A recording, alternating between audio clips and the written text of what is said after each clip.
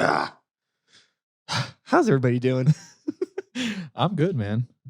Got to spend most of my day in the studio doing a little bit of painting. Can't complain. Tight. Can't complain. Tight. How you doing, Josh? Oh, left work early, so that's good. Nice. I want to thank you both for being here. Hey. And the people watching this right now don't know this, but I'm going to redo the intro. Oh, God. I took like one sip of beer and my world is falling apart. Hello and welcome to Start the Beat with Sykes. My name is Sykes and this is my podcast. Before we get started, I just wanted to take a quick moment to thank everyone who checked out the last episode. If you're one of the people who listened to that conversation, I hope you enjoyed it. And thanks so much for coming back. But for those of you out there who are new to the show, welcome. Please feel free to make yourselves at home. And as always, there's beer and soda in the fridge. Cheers, my friends. I want to thank everybody for being here today. Hope you're all doing well out there in the internet land. It's a lovely Thursday afternoon here. I'm sitting here with my friends, Josh and Zach. Josh and Zach, make some noise for the internet. Woo, the internet. Gotta love the internet. Swear I make all of my money. The date that this is going to be uploaded is September 30th. Cool. And the reason why these two gentlemen are sitting here today is because they collaborate together on an event. Now, Zach, what can you tell me about this event? Okay. So the event is called the Spread Love Army Versus Series, which you have been a part of, the very first one of all time. We're doing our second one October 19th. And what it is like a battle of the bands, battle of the live painters for charity. And for those of you that aren't familiar with this, Josh is a musician who plays in the band God Hates Unicorns, and Zachary Rutter is an artist who does things under the name Zachary Rutter. Yeah. He has a little heart with some things around it. How inventive There's like is a that? bus. Yeah. Oh. That's exactly what the Versus Series is all about right Exactly. So the two of them have gotten together and they are doing this thing for charity where you have bands and painters go against each other. And as you mentioned, Sykes and the New Violence played the first one up against the Moat Rats. Yes. It was a good time. Fun time. Honestly, my favorite set of the night. No offense, Josh. Actually, lots of offense. Offense taken. But definitely, man, when you came out and did your set, it was like the back and forth between you and the Moat Rats. It was like it was a really fun dynamic. It was cool. It was And really when you slept on the floor, it was great. cool. It was awesome. Hey, man, you got to take naps. It's important. Yeah. So with the Spread Love Versus Series, we mentioned that it's October 19th is the next one. Mm-hmm. I know that you've already been on a few podcasts and you've talked about the origins of everything Mm-hmm. regarding like why you started this. But let's talk about the follow-up. You know, what were some takeaways from the first event that you like learned? Maybe some things that didn't work out well, things that worked out well, and like how are you tweaking this next event to maybe be a little better? Or did it just work out in the way you wanted it to? That's a great question. I honestly think it's more on the worked out the way we wanted side, but there were some things that we needed to tweak. I was very concerned with the whole having two stages back and forth in that space, and it ended up working out really well. The sound guy that we had was phenomenal. He'll be back. Yeah, same sound guy again. There were things that I would like timing more so, like not in between sets and stuff, but like trying to coordinate the basket raffle and things like that with the music and trying to keep everyone engaged. Yeah, I mean, there's a lot going on with what you're doing and just event planning in general. Even just a casual event can be a lot of labor, a lot of like mental gymnastics to try to juggle everything you're trying to do. And an event like this is huge because you're already doubling your efforts by having two stages. Yeah. Then you're throwing in the artists, which, okay, now that's complicated. Now you're doing like a charity thing, which, okay, there's another layer of complication. So I didn't realize how much work it would be at the very beginning of putting this all together. I mean, I appreciate like your ambition. You're a very like go-getter motherfucker, and I like that. Hey, but I think it's funny though, just kind of like cute how it's like, oh, I had no idea how crazy this was gonna be. It's like, yeah, well, you could say that about the whole thing, like just doing art, making music. I'm sure it's all just like, wow, that was hard, you know? Yeah. No, that the event planning side, I really didn't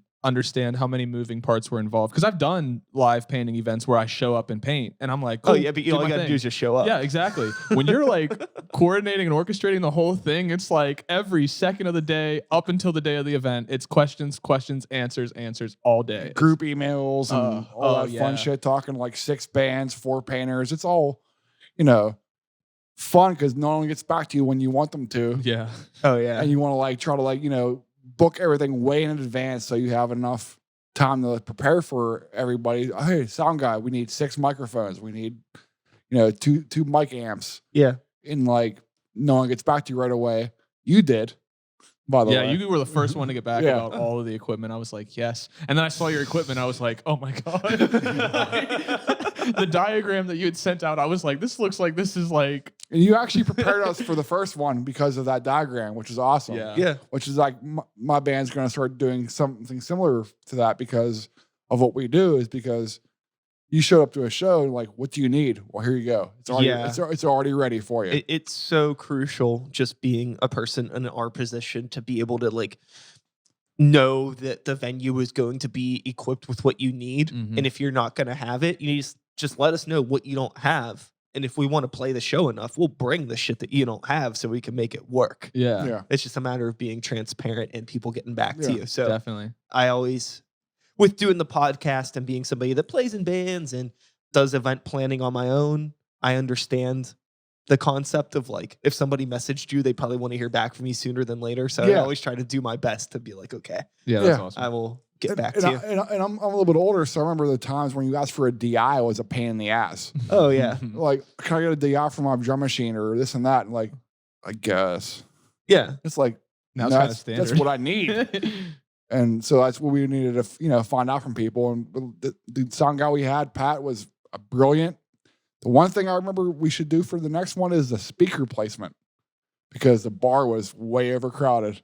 Oh yeah. Like where Yeah. you played, we Yeah. move it over like 2 feet because it was like a line. Yeah. And it was like, we gotta figure that out.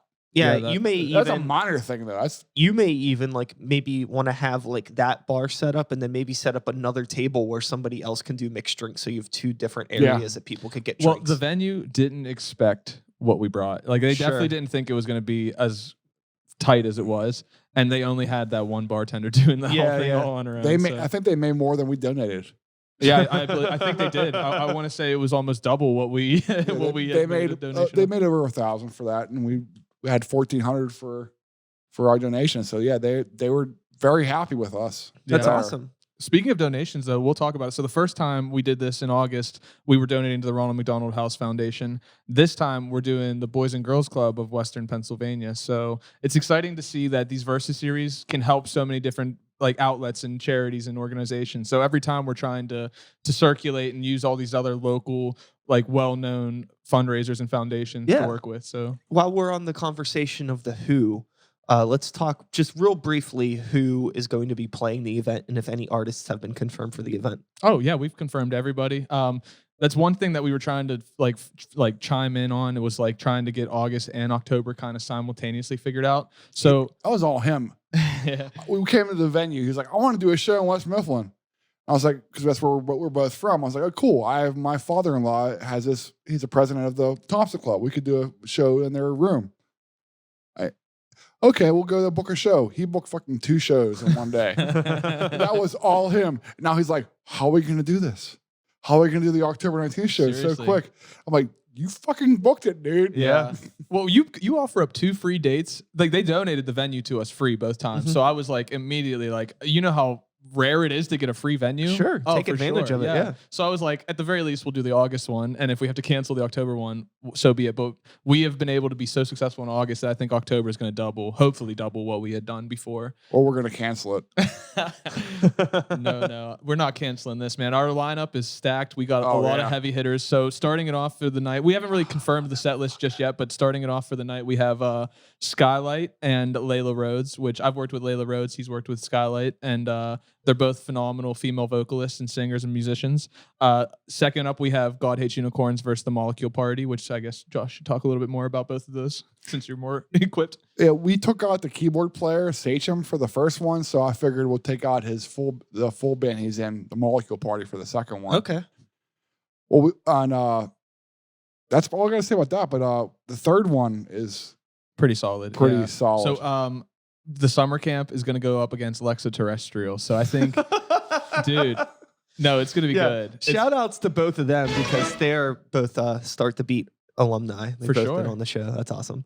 Dude, I'm very excited because, like, I felt the same way about Sykes and the New Violence versus the Mo Rats. I was kind of like, they're a little different, but they should pair up well. I think the same thing's going to happen with the summer camp and Lexa. I really think that it's going to mash so well.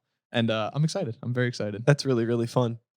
That's what I love about it is because, like, we're bringing so many different genres and styles of music together for one night just to kind of promote this whole idea. I love the irony of it all where it's like we're shit talking for charity. You know, it's like a battle for something good, kind of. And that's the whole underlying message of the Spread Love Army. So I'm looking forward to it. Yeah, whenever I went, it was nothing but positive vibes being there. And it was like a really cool space for something like what you're doing.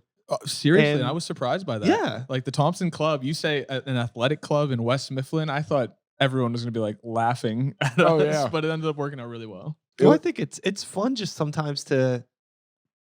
I didn't feel like I was in Pittsburgh playing there. I guess I technically wasn't in terms of geography. Yeah. But like I The just felt burbs. like I was like playing like a weird little out of town show somewhere. Yeah. But it was only like a little 20-minute But drive. isn't that funny to think that Pittsburgh's like that? Like you could go in any direction 20 minutes and you're going to still feel like you're in the middle of nowhere. Yeah. I'm like, wow. And like it was exciting to see these types of talents bridge that, like they cross that bridge finally and come over to West Mifflin. Because like we grew up there and there's never been like there's been a very small music creative scene there. Mm-hmm. And to see us kind of bring it into that area, I was like, wow, West Mifflin has some potential. And then Mon Valley's coming up with Homestead doing their thing and Braddock Definitely. doing their thing. And Definitely. like really Homestead's like a 10-minute drive from West Mifflin. So Yeah. it's really, you go down to the avenue, you can go up to the Thompson Club. Definitely. It's really right there. You go to Annex for a show because they're doing shows now, and down to Blue Dust or down on the waterfront. You can come to a show in West Mifflin. Yeah, it's not far at all. No. From 8th Avenue to the Thompson Club, it's like 2 streets. It's Forest Avenue onto West Run Road, right up to the Thompson or It's Ball like Avenue. It's like a 7-minute drive. Yeah, not even. So with, this whole thing that you're doing, this whole Versus series, what do you think is going to be, are you already planning maybe the next events? Are you planning on I'm trying to. continuing on doing it at the Thompson Club? You want to try to branch No. out to other places? I want it to be like, so the Thompson Club has been mine and Josh's home turf. That's our home field advantage. I love the idea of taking this Versus series to other bands' home turf advantage. So if we could reach out to the next, like we haven't started planning for next year's because we're going to have this one end it strong for 2019, then 2020 start gearing towards another event. And I want to kind of reach out to the next group of musicians and find if they know any venues, whoever those 6 might be. I like the 6 artists or 6 musicians, 4 artists style, 10 people, 10 groups to kind of orchestrate. But I really think it'd be cool to travel to other areas, not even in Pittsburgh alone, but keeping it Pittsburgh for now, Yeah, absolutely. The problem is finding a space that can handle what we're doing too. Definitely. I didn't Like- think the Thompson Club would be that either. Like, to be honest, when I Yeah. first went there, I was like, this is never But going like to work I'm out. thinking like venues in Pittsburgh who could handle like 2 stages or two bands for 1 hour long set. Yeah, I almost feel like you're going to have to stick with places that don't have PAs in them. Yeah. Like places that aren't built out for live music. Yeah. Because if you end up doing a place where you have like somebody's obviously playing on the stage and then somebody else is playing on the floor, it's not going to look right. You're not going to have that right feel. If the stage is big enough, we could possibly have like 2 drum sets on the stage. Oh, sure. Yeah. But so far, we've been doing like the first show and this show. We're gonna have a band with a drummer and a band without a drummer going against each other. But that was coincidence. That was all well, coincidence. It's happening again. I know. It's insane to think about. It worked out. We had 6 groups and 3 groups on each time only needed a drummer. Like, what are the chances of that ever happening? So it ended up working out really well. Twice. Yeah, no, seriously. That's like, that was a gamble. I didn't even consider it because, like, as you know, I'm a painter. I'm not a musician. So, like, figuring out how to orchestrate 6 bands on 2 stages was a nightmare. I'm not even gonna lie. Like, if we didn't have Pat, the sound guy, and Josh telling me what was possible, it never would have happened because you don't realize how many moving parts go into putting 1 band on, let alone 6. Sure. But like Spirit, the upstairs, Mr. Smalls, Rex could handle two full bands on one stage. Yeah. Yeah. and doing it that way, kind of like cat a corner if need be. But yeah, there's not many spaces in Pittsburgh where you could just get for cheap or just throw something randomly out where you could actually fit what we're trying to do on.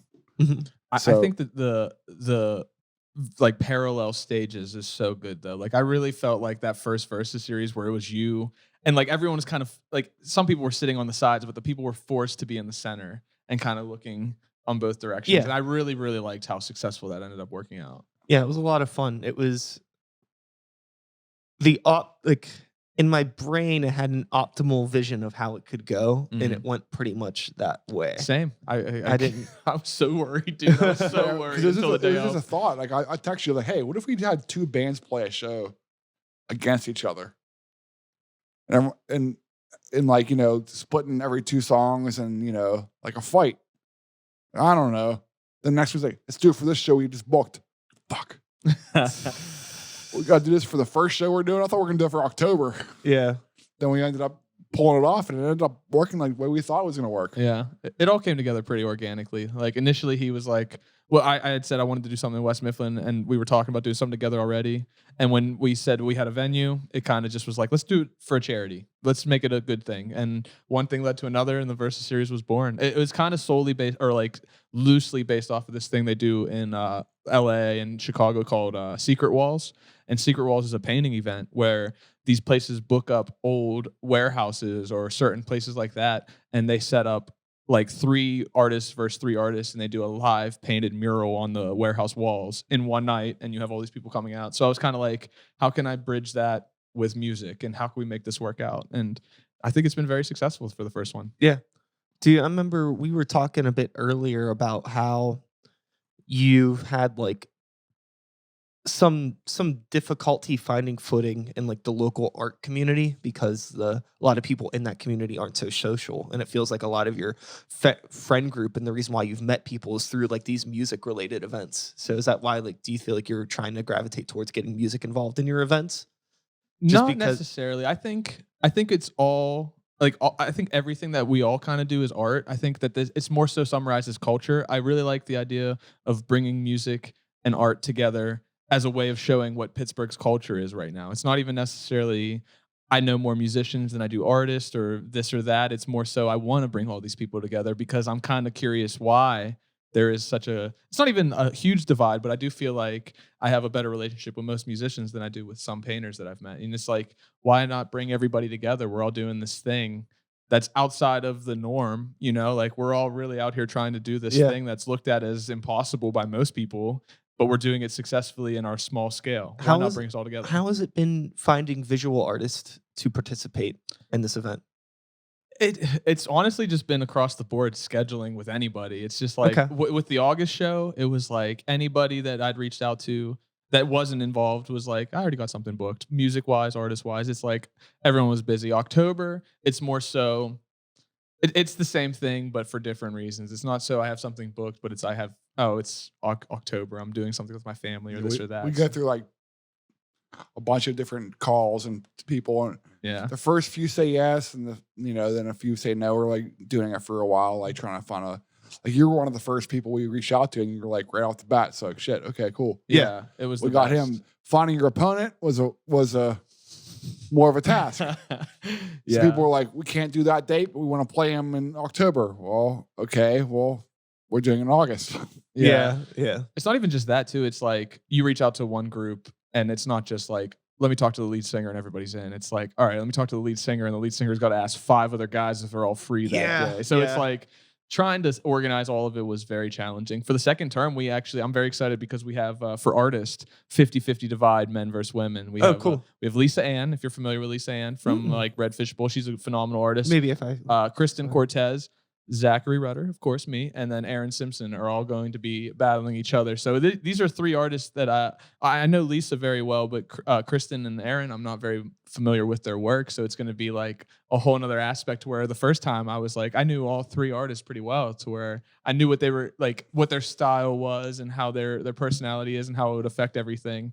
Right now, I'm in a situation where it's like, I kind of hope that these people come out with the shit talk in mind. You know, I want this to be like all about the friendly battle back and forth, which I'm sure you felt like the Moat Rats had done a really exotic, extreme video. It was so perfect. I loved it so much. And I was so upset with myself just because I just didn't have the time or the mental capability to come up with a rebuttal. So I figured I would be more intimidating by being silent. Yes. And you brought that to the day of. So like you stayed silent until the day of, and then you came with just the right amount of shit talk on your end at the actual event. So. And that's what we need though for this, because we need people to buy into the idea of we want these to be boxing matches. We want this to be a fight. And the first one was so brilliant with all 4 painters, all 6 groups were like into it, into the idea. Yeah, it was fun. It was a fight, but for fun. Yeah, I imagine that's another challenge too, just because in general, sometimes you get people to come onto a show and getting people to promote that show or really be a part of the event can be a challenge sometimes because it's like sometimes people just want to play shows and they don't necessarily. I was not saying that earlier. I like to just show up and paint. You know, it's a whole other world when you're like push this event on your social media. Yeah, it's like a whole other thing. Kind of you're taking on an extra level of responsibility. This is interactive. Yeah. This is trying to I'm thinking about boxing matches. Like I want promos. I want you talking shit. I want the whole shebang about this is I want a match card. I think a thing. You need so one thing that I noticed that was kind of awkward for me and maybe some of the other performers was in between sets we were I didn't really know exactly how to guide the flow between us playing to them and back and forth. There's it was fine. We just talked a little bit and I was like, well, I guess it's their turn to play. It'd be really funny if there was an actual referee that kind of I wanted to have an announce team. Yeah, like a WWF or call girls. Event. We really wanted to get into it, but we ran out of time. Yeah, I think that would be awesome just to have somebody that's kind of and that was 2 from Sykes and a New Violence, and then now let's see what they have. Just I was curious about that as well, but I think that just naturally, again, you guys handled it very well. You came in, did your 2 songs, said something friendly, derogatory towards the other group, and then the Moat Rats did the same thing back and forth. So it worked out really well. But I think having that announcer, we ultimately wanted the sound guy to kind of jump in and do that, but it ended up working out to where you guys did your shit talk and they did their shit talk, and it was just natural. So. And it's probably gonna grow to that as well, having an announce team or a referee and all that kind of fun stuff. But the first bands one are playing in a wrestling ring. Yeah. That's we want to get to that. The theatrical I was actually looking in a building one, but or you just maybe say you did it at the Thompson again. You just had boxing ropes that kind of covered the middle. You know what I mean? Just some shitty little ones on stands. They're not real, but it looks like it kind of. We wanted to do that with the painters because we had the 4 painters. We were if we could just get them in the middle and just have each corner of the ring that'd be cool. Yeah. One day, I want this to grow into that thing where we have this whole performance where there's an announcer and call girls and rings and a bell and a mic that drops down. I want all of that. Yeah, that's awesome. I wanted a round girl walk around with round 1. Yeah, but the first one we're just trying to figure it out and learn as we grow, and it went well. And the second one's going to go probably a little better. Hopefully, we've learned some of the things we've experienced in the first one. Then I want a round girl. That's really what I want. Yeah. That's all I want. Fair enough. I'm sure somebody will get a 400-pound. That fits the bill. Just somebody that's not meant to be a round girl, but we'll get her out there to do that. I'll do it. There you go. That's what I was hoping you would say. I want you out there in a bikini. I have tassels. Oh no, we don't want those. Keep those at home. That's also that actually leads me to another thing. So the October 19th show is a costume party. Halloween, October. we think it'll be a fun idea to have a costume aspect to it where the bands are dressing up, the artists are dressing up, and everyone that comes out is dressing up. We're going to have a costume party and a costume contest with a cash prize. We haven't really channeled in on what the cash prize will be, but we want there to be a declared winner for best dress that night. So if you're coming out October 19th, Thompson Club, bring your outfit, bring your costume. I'm still curious. What are you going to be for Halloween? I want it to be art related, of course. Like a couple years ago, I was Salvador Dali, and I kind of want to do like another art thing. But I'm up in the air. I'm very up in the air. I'm going as him. Yeah, he did say this. Yeah, I'm gonna get a Trump wig. Are you gonna trim your beard? No, I guess I should trim it. I'm doing this for your wife. Trim it. No. This tickles every booty. Or not every booty, my wife's booty. I'm gonna get a Trump wig and dump paint on my pants. I'm going to Zach. That's hilarious. I honestly hope that you do. Like that's gonna be the best. Skin tight pants. Well, you already wear the skin tight pants. Did you see his outfit at the Versus series? He had on unicorn leggings and a fur coat and fake fur. I'm a vegetarian. I'm excited to see how you show me off like that. I'm excited to see it too. Are you gonna paint a picture? You should actually be the person that's painting. What if I dress up as you and you dress up as me? I thought that'd be a great idea for the painters to do. Like have like where nobody knows, where they like Zach's like, I gotta use a bathroom, and like another painter comes up and starts fucking with his painting. Or and like a collaboration. Every paint's a collaboration where they keep fucking with each other's shit. Or you could be super meta, like you could be an artist for Halloween and you have to paint something in the style of that artist. So you're like double costume. Yeah, that's interesting. Like Da Vinci or like someone like mad, like respected like that. That's a good idea. I could do like Mona Lisa. Speaking of your Mona Lisa reference in the room, but no, that's a good idea. I like that a lot. Yeah. Even if you had it's like my brain's just firing off now. Like even if you had like the bands do like cover songs dressed up as other bands and stuff like that. Maybe for next year. I love the idea. Well, originally I know. Didn't you say you wanted to be the Ramones? Wasn't that something that we talked about? No. I remember someone said that they wanted to kind of dress up as the Ramones and come out and do like the whole costume party in that band style. You should honestly do like. I've seen the Ramones live. Really? Yeah. Oh, the last tour. Wow. 95. Yeah, I'm fucking old. Yeah, I was 1 year old. That was my second ever concert. Wow. How old were you? Like 25 at the time? Yeah. Fuck you, buddy. I love how people thought I was your dad at the show. Oh, I loved it, dude. Half made me laugh so hard. Half of it had to do with I had my shirt that says "Daddy" on it. Yeah.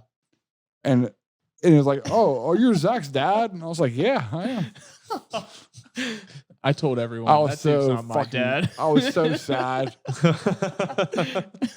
My wife had to talk me down from the roof that night. Oh yeah. No, dude, your wife was too drunk to do any type of talking at the end of the night, man. I just remember looking over. She's watching this, by the way. I know she's watching, and I want her to know we're talking about her because it's all good. It's all good. I remember just watching her shake her ass for Siren Reed at the last one, and she was into it, man. She had a chair at one point in the middle of the dance floor and was dancing and shaking. So then our guitarist almost fell over that fucking chair. Yeah, yeah. I'm excited, man. I think that I didn't know how the first Versus series was gonna go, and seeing the success of it, like I mean, we didn't have like an extreme turnout or a low turn. Like it was a really good in the middle, like what was to be expected. We had 100+ throughout the night. Yeah, throughout the night. For a West Mifflin, yeah, I'll take it. That was my biggest concern. Was like as soon as I said the Thompson Club in West Mifflin, like even like any musician or artist, they were like, "What? Where? Like, okay, I'm down?" Question mark. Like I didn't think that it would be. I thought it was gonna be very difficult. That's not Lawrenceville. I can't make it there. Yeah. Sure. The thing that I really like about the two of you is that like you're a bit of an odd couple. Like I mean, obviously, like you're both like weird in your own way, and you both grew up in the same neighborhood. Yeah. But like, it's like I wouldn't, for whatever reason, I just wouldn't expect the two of you to like collaborate on an event like this. But that's what's so cool about it. Is it's very unexpected. Just because that. Like when I like met Zach, like the bands that I know that like you associate with and the people that you're typically around don't sound anything at all like God Hates Unicorns. I don't think anyone sounds like God Hates Unicorns. So it's super cool that it's like, it's, that we're in a community where it's like not so much like, that's too weird or that's too this or that. It's just like, let's all be a part of this fucking thing just because we want to see the community grow, regardless of how weird or how normal anything is. It's just I think about that's being new. humans. I think that's new to the scene in Pittsburgh. Like, I feel like, I've been kind of here and there involved in the last like 4 and 5 years. And like, I feel like only recently within the last like 2 or 3 years, I've been seeing this collaboration aspect where everyone's kind of just like, what do you do? Oh, I kind of do something like that. Let's do it together. Well, I think that there are some promoters, and I'm not going to name any of them, but you could probably guess who I'm talking about because I'm pretty much talking about every promoter in the city at this point. But most of the big players, whether they want to admit to it or not, they all cater to niches. And they all have little groups of people that they always work with. There's a lot of these bigger events, and like 3/4 of the lineup is always the same. And then there's a couple wild cards in there, but it's always the same shit. And I get it. They're reliable artists. Maybe they cater to your demographic. They work for the places that you're trying to do. But I like to see promoters that are more willing to take chances and bring like just more outsider shit. Cause it's like, as underground artists, we're all outsiders, but there's some like outsiders of outsider stuff, like especially people that are doing like more industrial stuff or electronic stuff or like more aggressive rap stuff, like or punk or all that stuff. It's like, hey, we're all nice. We want to help out with these things too, but a lot of the times, like we don't even get considered for a lot of events because it's like, well, we want the folk bands, or we want the new indie rock band, or we want the one rapper that everybody's crazy about right now and is playing every show. And it's like, that's cool, but there's other people. So definitely, I appreciate people like yourselves reaching out to other people and not being afraid to mix those genres. Exactly. I'm worried about reaching out to those people because I'm kind of just like, hey, Lexaterrestrial, do you want to go up against the summer camp? and being like, but seriously, why do you want a show where it's all the same shit? For sure. Yeah. Like, I hate going to shows where it's all metal. Sure. Or all punk. It's like, all right, I like all the bands there, but how about a change of tempo? Like, how about back in my old bands, we used to play shows with like Lucid Music. I'm going to shout them out tonight. But and Patricia Wake. I was in an electronic pop band with a gothic acoustic artist and a hip hop group. We used to always play shows together. Why would you want a show of all the same shit? Yeah. Like, it's boring. Yeah. And that's kind of why I want, like, this Versus series I love is because, like, 2 songs next. And if we have, like, an actual, like, competition and difference, it's kind of cool.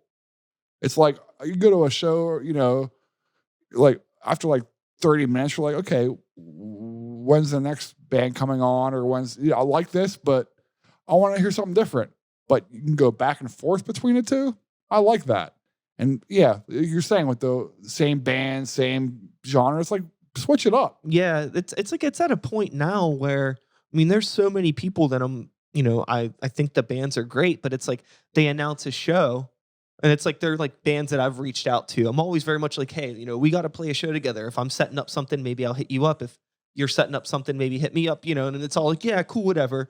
And like I'll set up stuff and I go to hit them up, but it's like, well, they can't play the show because they're already playing a show with the same bands that they played with 2 weekends ago and 2 weekends before that. And it's just like, it's fucking boring. What the fuck? Like, these are like the same. It's like you're just doing the same fucking thing over and over and over again. That's the hard thing about Pittsburgh is like there's only a handful of venues and there's like a group, all these different groups of artists that all work together. It's like, how can we get some more diversity about this? Where can we find some new spaces? Even getting back to the promoter thing, like there's a few promoters that it's like they're very difficult to work with because they have those cliquey aspects to them. And I like bringing all these. How many new fans are you going to get if you play the same show with the same bands on the show?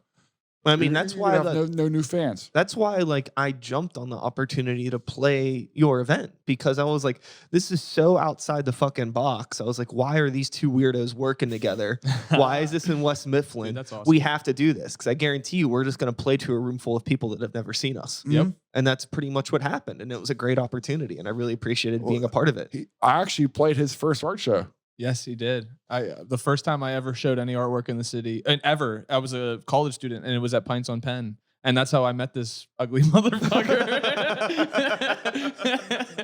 I just remember he was in the same attire, like unicorn leggings and a fur coat, and I just remember going up to him and being like, "Hey, man, what do you do?" And he's like, "I'm from West Mifflin. I'm a singer." And I'm like, "Damn, man, we should definitely do some stuff together." And this was like 3 years ago, so it's to finally see it come to fruition. I don't remember that at all. He's a heavy drinker. No. Well, I think you had long hair at the time. Yeah. Yeah. What's the corner at the bar at Pints on Penn? Yep. Yeah, you sucked, dude. You got a little bit better. Yeah. I cut my hair and I just grew into myself, I guess. I don't know. But it's cool to see like that was a Red Fish Bowl event. So it's like there's collectives in the city that are bringing people together. That's pretty interesting. There's a little bug. Yeah. But yeah, I mean, like there's so much going on, and I don't even think it's so much just worrying about like, oh, not enough venues, not enough people and things like that. It's just about taking the initiative to just do something yourself. Like, yeah, because the space doesn't matter. You could do anything anywhere if you have the right idea. Yep. So people like you two have an idea and you just make it happen. I mean, it's complicated. It's tricky. It's a lot of work, but you did it, and you're still here with smiles on your faces. Yeah. Well, there you go. There's a smile. Now, so it worked out. Yeah. And there's more and more people that I'm starting to see that are doing these sorts of things. People that are kind of tired of like the cliquey shit or tired of playing the same shows all the fucking time. So they're starting to do this like outside the box stuff, and it's cool to see it. Definitely. It's really cool to see it. That's what we're saying by the cliquey shit is like, we're not going to do the third one. He won't paint. We won't play. Mm-hmm. We're just going to throw it. Yeah. Which we at that point we could be those announcers, those boxing announcers. Like we want this to kind of be like we set the initiative. We put the base out there. Let's grow from there and invite new people to come in and do the same thing. You've seen what we've done twice. Well, coming up on the second time twice now. Why not take it from there and let other people come in and try it out? It's going to be a whole thing. So it will look shitty if like, hey, these guys are throwing shows and Zach's painting again, and there's God Hates Unicorns playing again. Yeah. It's like, no, let's do a couple of shows where we're not doing that. We're just throwing it and hosting it and having some fun. Yeah. Because that's a terrible look, and it's like what it is a lot of times in the city is like this, like you said, the same bands playing the same shows with the same bands. It's like, okay, this is getting monotonous. Yeah. Let's switch it up. Let's do some different shit. If you want to get people out of the house, you have to give them a reason to go. Right. And it's never been more difficult. How many times is somebody going to go to the theater and watch the same movie? And that's how I feel about a lot of shows with lineups. It's like you might be able to get them out. Dude, that's such a great way to put it. It's like they're just going, you're seeing the same movie again. Yeah. And I don't know. I mean, some people are fans. Some people will go see the same movie 4 or 5 times in a row. Yeah. But if you think your band is Star Wars good, then, it might be. Maybe your band is that good. But a lot of, being able to have a consistent local draw like that's super rare. Yeah, definitely. And it's also, you're cutting off people too. Like if you're just playing the same venues all the time to the same people, like you're really limiting yourself. You might be getting better as a performer, but yeah, I think just taking those chances and playing oddball shows and I don't know, just stepping outside of your comfort zone always seems to work better for us. But then again, for us, we're weird. Like with Sykes and the New Violence, we're a weird fucking band. We don't really fit in anywhere. So we tend to end up fitting better in those outcast situations versus like if we're playing an event like, I don't know, like if for God forbid we were ever asked to play some Red Fish Bowl event, I feel like we would probably stick out because like we don't really fit in with them. So as much as I might like complain to Chris about like, get me on something good because we're a really good fucking live band and we're entertaining as hell and we're like live visual arts and mixed with music and all this stuff. Like we make so much sense with what you're doing. Why won't you book us? Yeah. maybe it just won't work out. Sorry, I just kind of went hard on Chris there real quick. I love you, Fuck man. you, Chris. I'm just yanking your chain. He's too busy to watch this shit anyway. So. Oh, I know it. I'm gonna tag him. He's gonna watch it. No, that's what I love about you guys, man. You're such your own thing that you really do fit in anywhere. And that's one thing that like I saw it firsthand at the first Versus series. Cause like I didn't think of you guys as a sore thumb or anything like that, but I knew how different you were in comparison to the other groups involved. Yeah. And it all worked so cohesively that I was like you just see the talent. It's just talent. If you get good, committed, motivated people to come out and then they have a talent and they know what they're doing and they know how to do what they do, it all works out always like that. And again, shout outs to Chris, who actually gave me the entire stage at Full Pint for the Lawrenceville Art Crawl where we did the podcast. Oh, okay. Yeah. So that was, I mean, hey, he's the man. he stuck me all the way on the end of Butler Street, but I still appreciate the effort. He stuck me all the way on the other end. I mean, we can talk about this again, dude. You were the end of it. I was the beginning of it. So it was like right there. All we're saying, Chris, is that me and Zach, we want to be in the middle of everything. Yeah. Like, come on, bro. Main event, like main stage. Sykes in a New Violence with Zach painting I love it. on your next big event, or you're not our friend anymore. No, he's a good dude, man. Yeah, he's a I good owe Chris dude. my life. But fuck him. But no, you're a good dude. But fuck him. I was just at the Redfish Bowl Fuck you, Studios Chris. yesterday, man. I love those guys. I did, they have the new studio in Lawrenceville now. I'm sure you guys. I almost moved in there before I got this space. Really? Yeah. Oh wow, that would have been a different dynamic for you. You like the brick wall has become your thing. Yeah. No, this space it just worked out really, really well because I live right up the street from here, and it worked out better Definitely for what I'm doing. But I'm glad that that's a really cool space. So I know a few of the have artists that work in there, and I was just there yesterday. They're having an opening party. I think the 28th, so this will be out after that time. But they're having a great party there, and like I think I could see the potential of what they're trying to do. I didn't know when Redfish Bowl was starting that they wanted to branch into this like studio, actual have a location space. I've always known them as like the grassroots music festival thing, So it's cool to see what they've grown into. Yeah, no. Chris is an awesome dude, and the only reason I would ever publicly name drop and call out somebody on my show is because I actually like them and I feel like he could take a fucking joke. Oh yeah. But yeah, no, the space is great, and I'm stoked that they have that, and I'm really excited for everything that's going to be moving forward, just because it has a ton of potential as long as they, stick with it and get the right people in there that are reliable and can keep it on its feet. I think that they'll knock it out of the park. That's a reliable bunch of people. Like I just think like across the board in Pittsburgh, I'm just like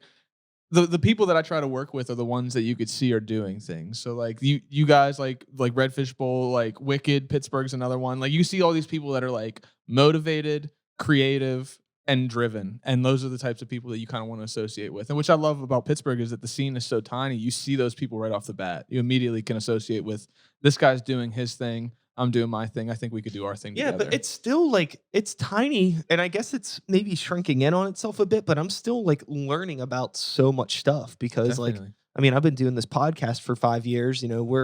This is episode 254 or 3 like 4 or million. something. I don't know what number you want.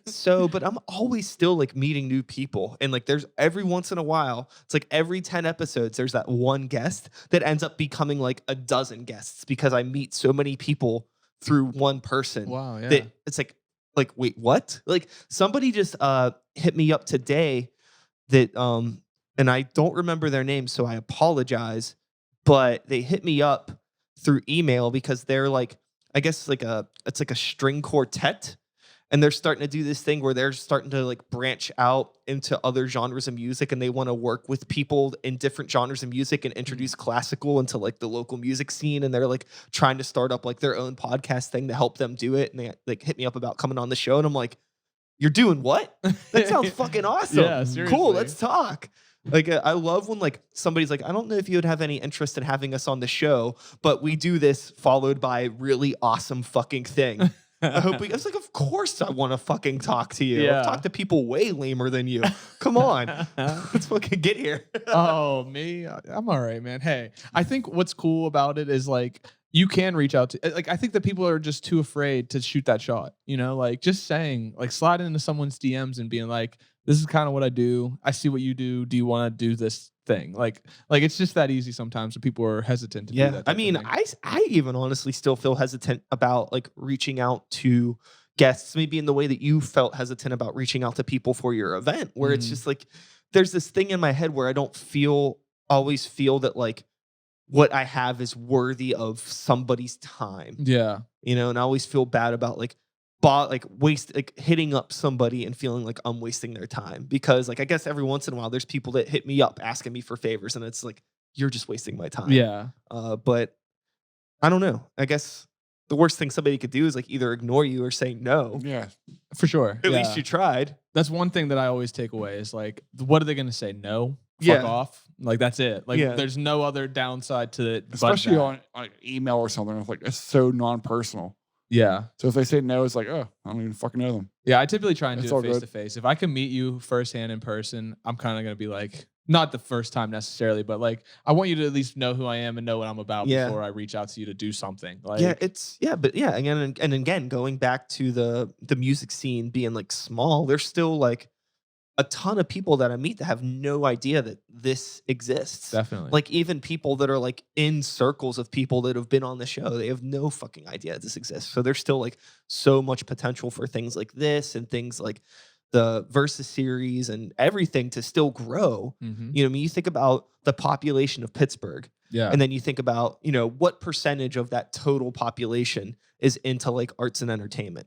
I don't know. We'll say 25%. Yeah. It could be more than that. Probably But more, even 25% of that is tens of thousands of people. And if Yep. like we're happy about just getting 100 people to an event, we're happy about getting like 1 to 2% of the people that would possibly be interested. Seriously. There's so much more potential. It's just That's one How thing do- I how do think you about knock on the- Pittsburgh. It Yeah. pigeonholes us. Like, it's such a tiny area that this is kind of all that we know in this scene. Like, I've been really trying to branch out and tour. Like, not like as a painter, like as an artist. Like, I'm trying to do the same thing where I'm working musicians and painters and doing this live painting thing, but somewhere else. Like, it's like exactly what you're saying. Like, we're looking for the 1% of Pittsburgh to come out to our show, but like the 1% of Pittsburgh is like the 0.003% of the world. Like it's just Sure. such a tiny percentage of people. Like I'm constantly finding new people on Instagram that are artists, that are painters, that I'm like, this person has 5 million followers. Who are you? I've never even heard of you, but 5 million people know who you are. It's just crazy to think of like these little pockets that we end up falling into, mhm. It's crazy to think about. And it's a working class city too, like where we like, if you work in an area and live in an area, you might not go to a different area for a show. Yeah. Even if you're interested in it. I'm the same way. I'm like, oh, I live in the South Hills. Shows in Lawrenceville on a Thursday. Yeah, I'm not fucking going to that. And I mean, everyone falls into that category at certain points. And it's like, yeah, if you have certain shows, certain places, people don't want to cross bridges. Yeah. But I still think, like even without getting people out of the house, I'm trying to like get myself back into the mind state when like I first started using social media, how it was like crazy positive and all I was doing was using it for good and trying to get the word out there. Mm-hmm. And then over time you get bogged down just because it's exhausting and there's a lot of negative shit on there and it's really stressful, but there's still the potential to like connect with people and network on this fucking thing and get your work in front of people if you're able to like create content that you could share on social media, which is super easy as a visual artist. Mm-hmm. And then, as a band, it's not hard either because now everybody has like a camera better than anything they used to film movies with in the 80s in their pocket at all times. So you just get some motherfucker to hold it for your set. Yeah. Then you can put up some live footage and like, share Definitely. that. And at least I think it's like, I guess the end goal is even if you're playing shows to 50 people, 100 people, document that shit and try Definitely. to get it out on the internet so you can try to like, even if people don't come out to maybe your next 2 or 3 shows, they at least know that you exist. Yeah. And I think a big part of the battle is just getting people to even know that you're a thing. Like Definitely. having all the local band people that don't realize that this podcast exists. Yeah. Maybe just hitting people up saying like, hey, I have a podcast. They may not be interested, but now they know that I have a podcast. Maybe they'll forget about it. Maybe they won't. Mhm. But for at least 5 seconds of time, They see it. know Yeah. that I have a podcast, and that's better than them not ever knowing that I ever had a podcast. And especially when you're putting out good quality stuff. Like when you're putting out quality content, like just reaching out for that one post, that one little paragraph DM, they're going to at least sometimes they'll click on your page and see, wow, this guy has 200 plus podcast interviews that he's done with such good quality, such good audio. Why not reach out? It's just like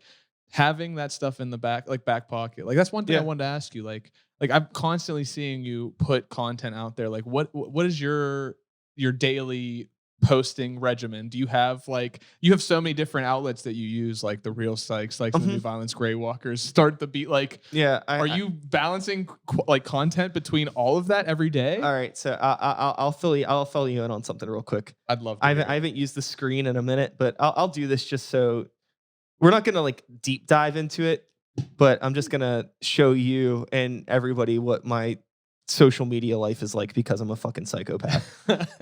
Sometimes you got to be in this field. it may or may not load for some reason. The internet doesn't seem to be wanting to work in here. But basically, I have why is this not working? Man, what a cliffhanger. It works totally fine. You ever notice that? Like if you go to show somebody something on your phone, like it'll be the one time that your phone just isn't fucking working, and you got like 3 people looking over your shoulder, and you just look like a fucking moron. Yeah. So okay, here's the pooper scooper here. So we got something going on. Oh my god, why isn't this fucking working? All right, so I have a spreadsheet. Is this just post? This is a spreadsheet with all the different social media accounts that I manage and days of the week. Wow. And there's actually more than this on here. I could imagine. Probably months. Well, it's just the social media accounts and then days of the week and then ideas for content. So I just basically try to go through that every day.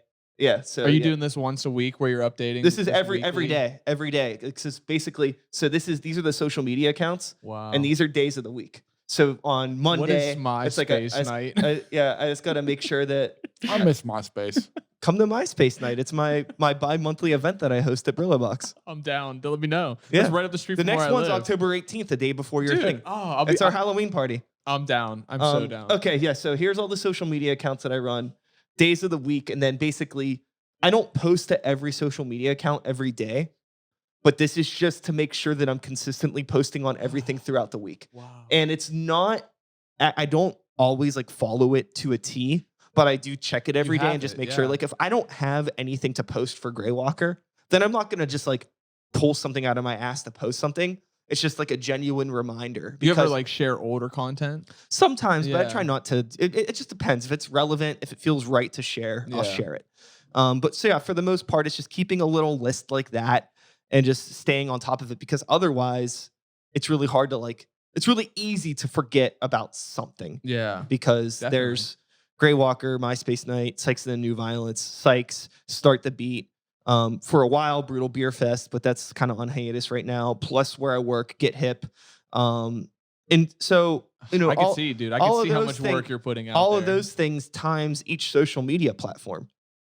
Because each thing has a different amount of you got followers, a Facebook. Each thing has a Facebook or an Instagram or a Twitter or a separate email account or a website. It's just it's a lot. Yeah. So the only way I can possibly manage it is just by putting it on a spreadsheet and checking it once a day. That was one thing I wanted to ask you. I'm a paper and pencil type of guy myself, so I'm constantly just writing it down. But seeing that, I'm just blown away because I've got 4 different social media accounts that I try and balance. It's like the Zach Rutter Art, the Spread Love Army, the Studio Friendship stuff. I'm trying to keep all these things consistently, but I see you personally just posting on everything all the time. Well, the other thing that's kind of wild now too that I've tried to use to my advantage and not let myself get too stressed out about how often I'm posting is the way that social media distributes content now. Because it's not like you see everything in real time now. No. You know what I mean? It's sometimes I'm scrolling through my feed. I'm seeing something that you posted 2 days ago, something that you posted an hour ago. Yeah. And then I'll see something that somebody else posted last week.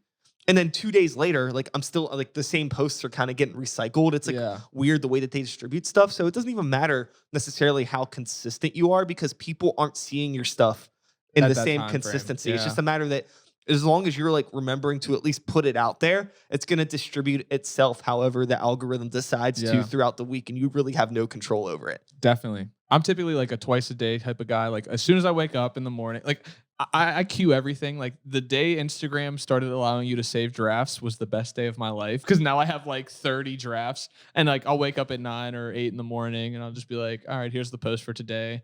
I'll get to like 2 or 3 o'clock. I'll have some lunch and just post something else. And like I'm like just trying to keep to a schedule. Whereas like you're so thought out, I'm blown away. Honestly, I mean, you could do it too. It's just a matter of I don't know. I just work better in that way. You Yeah. know, like I have I have my phone set up so instead of whenever I open up my phone, it immediately goes to my to-do list is like on my screen Yeah. always. So instead of like, oh, I'm bored, let me open up my phone and go to Instagram. I open up my phone and my to-do list hits me in the face always. like, So I'm like, boom. oops, yeah, I forgot I had to shower today. I should probably do that. That's hilarious. And that kind of shit. So it's really no way to live. I really wouldn't recommend it, but it works better. It's not bad, dude. Like every morning I wake up, I put my daily to do. Like I'm still, like I said, very old school. Like I barely know how to use a computer, but like pen and paper. I wake up every morning. I do my 5 things I got to get done today. Yeah. And every Monday I'll do my week of things I got to get done that week.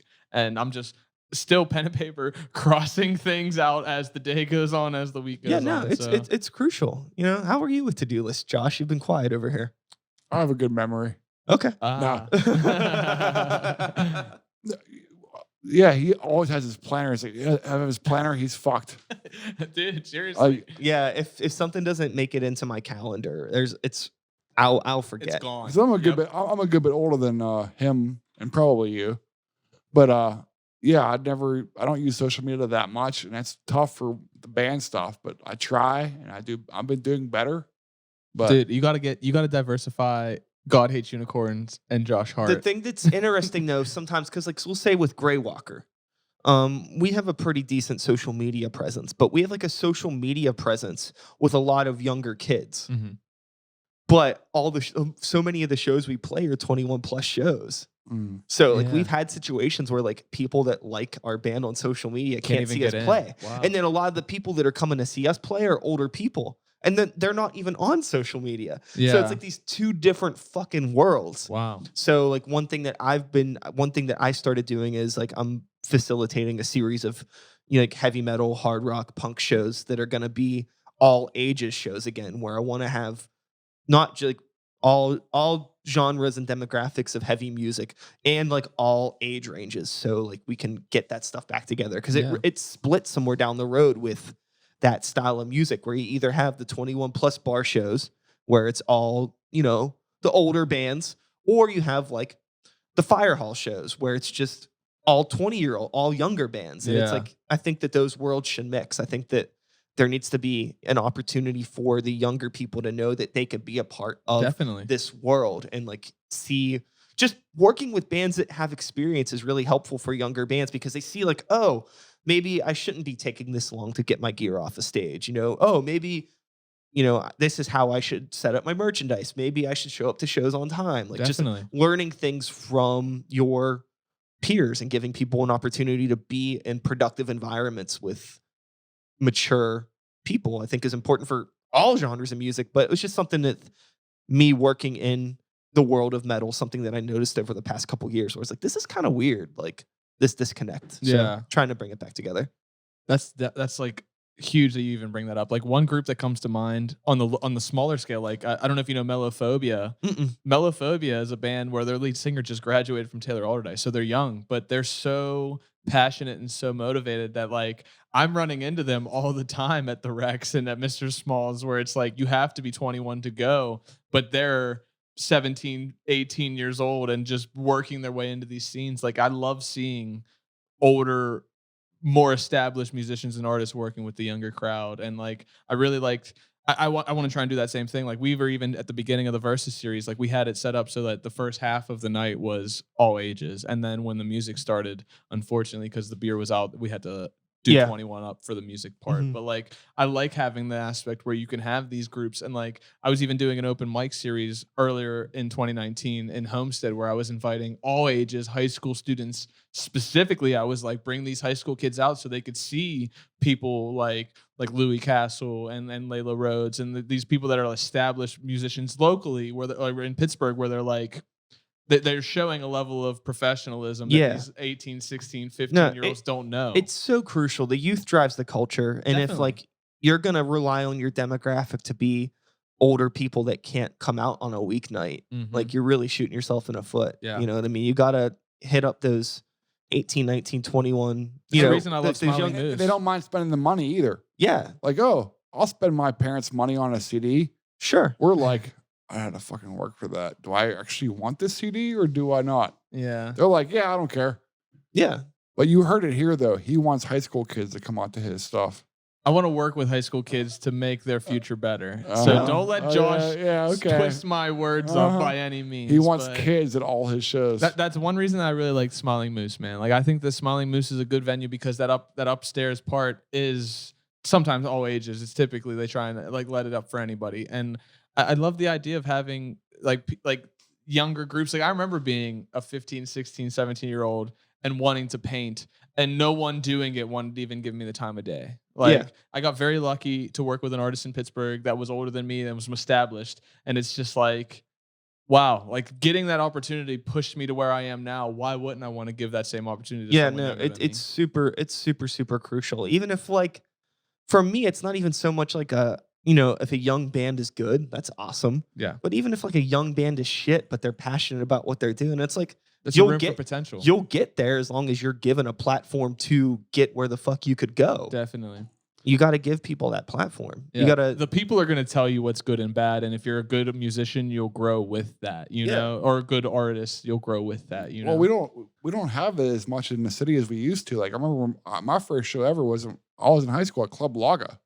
Yeah. Where anyone could just book a show, like high school bands. Mhm. It's not we don't other than like Roboto and a few other places. There's not very many all ages shows you could just book on a whim. Yeah, well, I mean, huge shout outs to the new Black Forge in McKees Rocks. Yes. Because it's a gorgeous space and it's perfect. Mhm. Because you could probably fit 150 motherfuckers in that I room. haven't been to their new spot yet. Wow. It's awesome. It's a really, really great space. The people that run it are fantastic. The room sounds good that's where we did the first event for the metal thing that I'm doing. We did it there. And it worked out great. So I think that's a really cool space for all ages in the city, good like mid-sized space.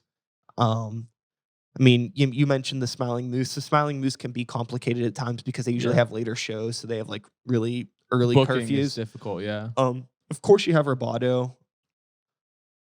I'm sure there are other places that I'm forgetting right now, but there are places, but we could use more. But without being too much of a Debbie Downer, I do want to just like I'm really happy about Black Forge right now, just because even just having like one new space like that open is a lot. I haven't checked their new spot out, but even the original, like the OG Black Forge is phenomenal. I've painted there twice now, and I love that space. It's tiny, it's Yeah. intimate. Like when people come out, they're passionate about the people they come to see. Like Black Forge is phenomenal. So I Yeah, definitely yeah, you check should it out. definitely go check out the new one for sure. Oh yeah. And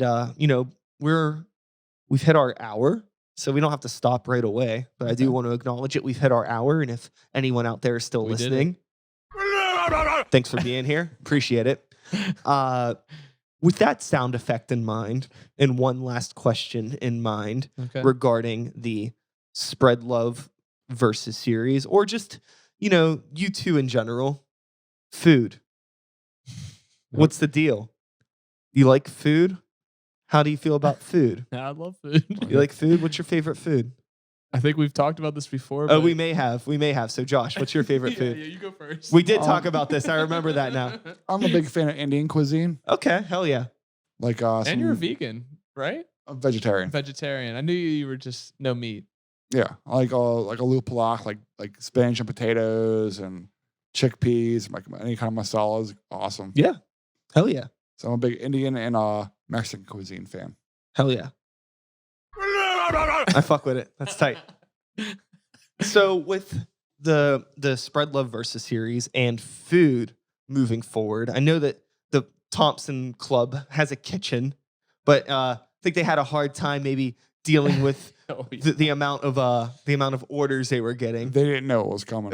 No, they didn't. Are you doing anything to prepare better for that? Oh, I think they already have a second bartender and a person back there Yeah. for it. So it's already It's like crazy to me because that same day as our Versus series was their like it's a social club, so like they have their own members. It was their member fundraiser, or it was like their member like picnic. So they already knew they were going to have a huge turnout on their side of things. Why like they just were very questionable, I guess, of what we had to bring to the table. So I'm happy to hear that they're going to have 2 bartenders and some extra people in the back, because I had a few people tell me at the end of the night, like, I didn't even get my food order. Yeah.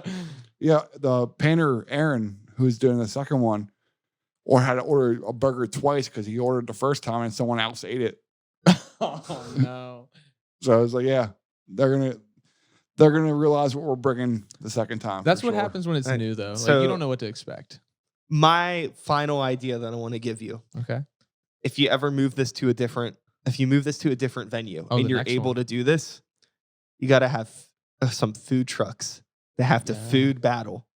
Oh man, and we could have a whole donating aspect where it's the food trucks. Yeah. Wow, that's a great idea. That's my final idea. There's already like For my 5 food brain- trucks that come to mind. For my brain to you on that. I think that would be fun too. We're thinking about comedians between the bands too, battling. Yeah, you could As even do like a everyone's starting stand-up down. set in between tear up, takedown. So The comedian thing could be hard. I guess if they did more of like a roasting each other sort of thing. yeah, But I feel like you would have to really, vet out the people that you're doing, because sometimes I'm all for comedians saying whatever the fuck they want to say about whatever they want to say. yeah, It doesn't bug me. A joke's a joke. I think it's fine. But with a lot of people, some people are sensitive to that. definitely. My opinion on that is, well, if you're sensitive to that, don't go to a comedy show. But if you put somebody in an environment like what you're doing, where it's a mixture of everything, you might have people that might not understand what they're enjoy it. getting into, Yeah. and you're gonna kind of like throw That a was hot a huge potato in their concern. lap. That was our big problem with our set for that show. yeah. Oh, okay. It's because, we're kind of offensive and we're like, oh, it's a versus series. Let's have some fun with this shit. Oh, okay. And then, I was worried about that across the board. Like there was a few people involved where I'm like, I don't know what your shit talk's gonna look like. Like yeah. And now I know that, like, what to expect and what I should probably do for shows and not do for shows. Yeah, I always have like too much empathy when I'm going into events like that, because like I feel like I could be a real motherfucker. Yeah. But if I see like some like I'm not gonna call anybody out based on anything, but there was some people in that room that were very obviously not there to see what I was doing. yeah. But they were still there watching us and being respectful. So as much as I wanted to shit talk, I also wanted to be respectful of them being there and not be too much of a dick. Definitely. Because I didn't want to, offend somebody. Yeah, that's the line I walk. Because, like, if I say me and you were battling, we're like, hey, what shouldn't I say? What bother you? You're like, hey, don't say this about my hat. I'm like, I'm going to say that fucking thing about his hat. And that's the line I'm walking as a performer and a promoter. Yeah. So I'm trying to do this and still do my thing as the music. And it's like, I can't do that song. Well, I think it's just interesting because, I mean, like, you're obviously the oldest person in this building right now. And I'm probably the second oldest. And, I come from a time frame where, like, just there wasn't so much emphasis on empathy towards others' feelings in like a artistic aspect when I was coming up. And I'm sure definitely Oh, in your I grew up on Zappa. in your era. So My era. I'm not somebody that's like, oh, I think like people should be able to run around, calling, gay people the F word, Oh, things for like sure that. not. Like I'm not like, okay, like, there's a line between like saying whatever you want to say and just talking like a fucking immature idiot. Like I don't Yeah. think people should be immature idiots. But it's like really surprising just to see like there's still things that like, I could say and it's like, oh shit, like Mhm. it's still like maybe too much for somebody. So trying to be like aware of that It's is like tough. really hard. Because I don't want to be a dick. I wanna be respectful of people that are coming out to see me. But at the same time, it's like, well, I don't want to like Not shit talk with like Well, the it's not I don't want to like jeopridize my art to like make you feel better about being yeah. here. Yeah. But I think that okay. there's a way to like mix the two. I like being a dick, but I also don't want you to feel bad. Sure. That's kind of how the line, like you're saying, like the line you try to cross. Like I'm gonna say some bizarre ass shit, don't take offense to it. I'm really not serious. Yeah. Like, I'm just having a good time. And that's what we do, is try to do that tightrope walk of having a good time and not offending people. Yeah. And it's tough because everybody's always offended. Yeah. I mean, I feel like for me, it would just be really silly to like think about, what you were wearing and you saying whatever you're saying and just having somebody be like, oh, I take this guy seriously. Like, it should be very. My aunt was at the show. First time ever seeing me perform. We played our song Chipped Ma'am, which is about female circumcision. Oh, okay. I say some questionable lyrics. My wife had her dancing to the song. After the song was the Sachem's turn to play, I got off stage to grab a beer, and my aunt's like, I heard every word you said. I was like, fuck. That's not good. People like, our drummer said, I watched 6 people walk out when you were singing that song. It's like, yeah, I understand that. And certain things you understand, but you're not going to change. But certain things you understand, you're like, yeah, I shouldn't have done that. Yeah. Like, that's crossing the line on a political or a personal standpoint, or things crossing the line on, oh, you're just being a sensitive prick. Sure. Yeah. And I'm trying to do that where if you walk out because you're a sensitive prick, that's fine. Yeah, I mean. But if you're like, that's offensive because I'm being a total, yeah, I'm not going to do that. Yeah, it's a hard call. Everybody's different, and everybody has their own unique takes on the world and things that they want to hear and things that they don't want to hear. I just think it's important to be transparent and try to be, empathetic with other people and understand where they're coming from. Because I think, everybody, regardless of race, gender, sexual preference, whatever, everybody is equally as capable of being a total fucking piece of shit. It doesn't fucking matter. So it's just a matter of like, oh, are we having this conversation because you're genuinely offended, or are you being selfish and you just want to be like an attention grabber and just be loud about something? You just want to be an asshole because Definitely. you can. There's people that are like that, but there are also people that just genuinely don't want to hear things. So Oh, yeah. it's just a matter of like understanding where somebody's coming from. Because taking offense is almost popular at certain things. But if you're really seriously bothering somebody, stop it. Yeah. But if you're just like, oh, you should, like, fuck you, man. You're just on your computer like that effect. Like, I'm not even talking about anything. Why are you upset about it? Like, because it's cool to be upset about things. Yeah. It's just funny because I feel like I know a lot of people that are pretty not controversial. And I would say that Zachary Rutter is probably one of the least controversial people that I know. And I think it's just another funny thing about the two of you working side by side on this, just Seriously. because, like, He's corrupted me. Yeah, that's what what it corrupted is. you with kindness. Yes. I've been in a few situations with this dude where I'm like, oh man, he is off the rails right now. I don't even know what to do with myself. He loves so much I actually have to hate. That's so funny. That's funny. But so, one last time, October 19th, versus Series 2, Spread Love Army. Drop the rest of the info, all the performers, where they can go, Okay, how let's they get can, it. how they can be Love involved. Army versus Series, October 19th. We have a Facebook event page, round 2, helping out the Boys and Girls Club of Western Pennsylvania. It's going to be a good time. Winners are declared through crowd donations, so we need you guys to come out and help us raise money for this charity. Because Can't it's be a him good again. cause. It can't be him again. Vote for somebody else. I did win the Artist versus Series last time, so help me win a second time. Let's take that reign. I want to do it. Artists. Who are the artists? Who are the artists? We have me, myself, Zachary Rutter, Lisa Ann, Kristen Cortez, and Aaron Simpson. Take away the musicians. We have Alexa Terrestrial versus the Summer Camp. We have God Hates Unicorns destroying the Molecule Party. And then we have Skylight and Layla Rhodes going at it in the Octagon. Oh, it's going to be good. It's going to be so good. Yeah, that's definitely awesome. So definitely be sure, if you're not doing anything on that day, to go out, check out that event, look them up on Facebook. If you are familiar with God Hates Unicorns, I know that there's internet stuff for that. Zachary Rutter Art There's internet stuff for that as well. And that's it. There we go. Anything else you want to say before we wrap this up? Dude, thanks for having us. It's been great. Yes, thank you very much. You're very, very And welcome. thanks for being a part of the first one, man. We love seriously. having No, you. I look forward to it. You know, hopefully we'll get to do it again down the line Oh, sometime. You know, I'll be able to. Why am I just like pulling the mic? Why am I doing that? That's fucking so dumb. But yes, I look forward to being a part of it sometime down the line. And outro. And that is all, folks. Thanks so much for listening. I hope you enjoyed the conversation. One last time, Josh, Zach.